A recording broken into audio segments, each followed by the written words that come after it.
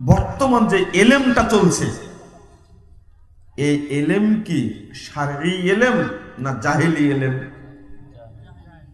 জাহেলি এলেম। গতদিনে এক কলামিস্ট লিখছেন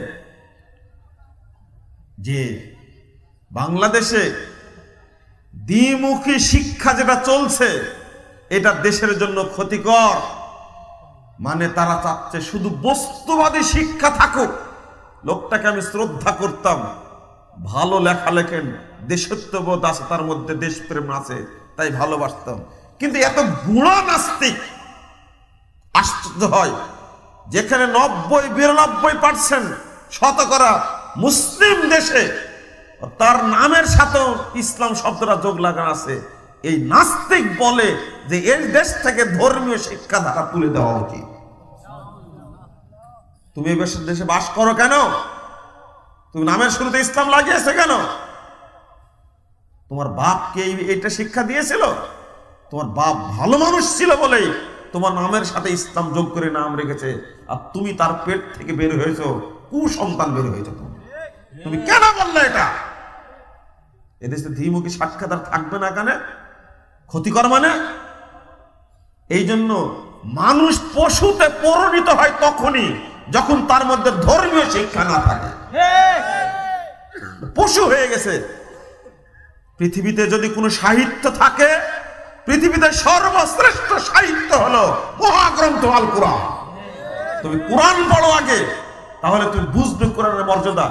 কত বড় বড় ইহুদি, বড় বড় খ্রিস্টান কোরআন তেলাওয়াত করে কোরআন বুঝে ইসলাম গ্রহণ করেছে, আর কোরআনের দেশে থেকে, কোরআনের আবহাওয়াতে থেকে মুসলমানের ঘরে জন্মগ্রহণ করে ও কোরআনপন্থী না হয়ে ও হয়েছে শিরিকপন্থী, ও হয়েছে বস্তুবাদী শিক্ষার অনুসারী।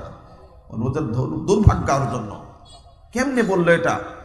এই দেশের অবস্থা, বস্তুবাদী শিক্ষা ভর্তি হয়ে গেছে।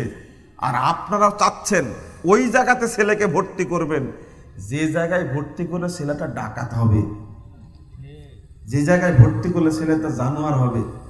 মানে অনেকে তো চাচ্ছে যে ইঞ্জিনিয়ার বানাবে, ইঞ্জিনিয়ার হয় না, জানোয়ার হয়। ডাকাত হয়, ডাক্তার হয় না, ডাকাত হয়। অবস্থাটাই সারা না। আমি সবাইকে বলছি না সবাই ডাকাত, আলহামদুলিল্লাহ অনেক ডাক্তার আছে, তারা এখনো তাদের মধ্যে বিবেক বোধটা আছে, মানবতা বোধটা আছে, মানবিক দিকটা আছে। ও কষায়ের মতো রুগীকে শেষ করে দেয় না, ও চিন্তা করে। ফ্রি চিকিৎসা অনেকেই দেয়, ভালো মানুষ দেখলে ভালো চিকিৎসা দেয়, গরিব মানুষ দুঃখীদেরকে ফ্রি চিকিৎসা দেয়। অনেক ডাক্তার আছে আলহামদুলিল্লাহ, অনেক ইঞ্জিনিয়ার আছে ভালো আলহামদুলিল্লাহ।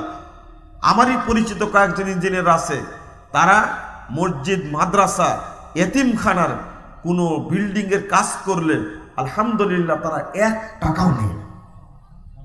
আছে, আমি বলছি না সবাই খারাপ, কিন্তু আমি বলছি ম্যাক্সিমাম খারাপ। আপনাদেরকে বলবো, আপনারা চিন্তা করবেন, ভাববেন এটা যে এলেম যেন উঠে না যায়। এলেম উঠা বলতে শারঈ এলেমকে কি বলে? উঠে দেওয়া। হ্যাঁ, কিয়ামতের আলামত এটা। আমরা বলছি এদেশের শিক্ষার হার বেড়েছে, শরীয়ত বলছে শিক্ষার হার কমেছে।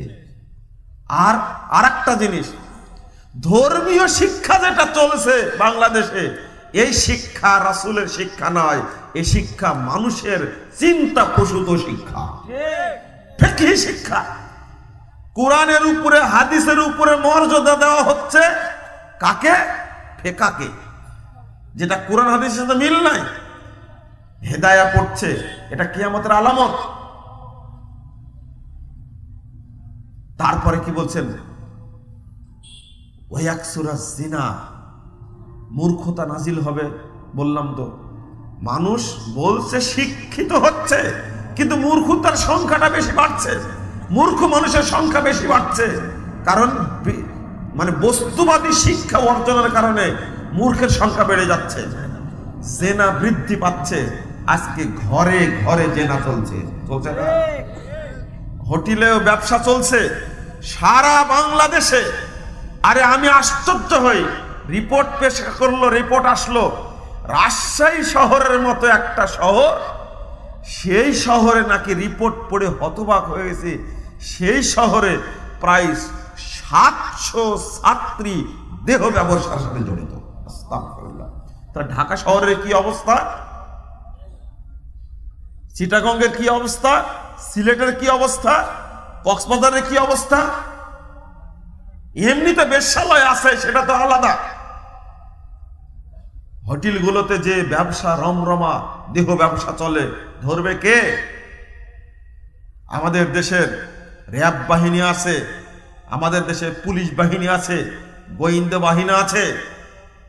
এই দেশের মানুষের, কৃষকদের ট্যাক্সের টাকা দিয়ে পুলিশদের বেতন দেওয়া হয়, গোয়েন্দা বাহিনী পোষা হয়। আমি বলি শুধু চোর ধরা তাদের দায়িত্ব না, তাদের দায়িত্ব এটাও কোন হোটেলে নোংরামি কাজ হচ্ছে সেইটাকে তদন্ত করে বের করে ওই হোটেলকে সিলগালা করে দেওয়া। না, জেনা তো বৃদ্ধি পাচ্ছে ঘরে ঘরে।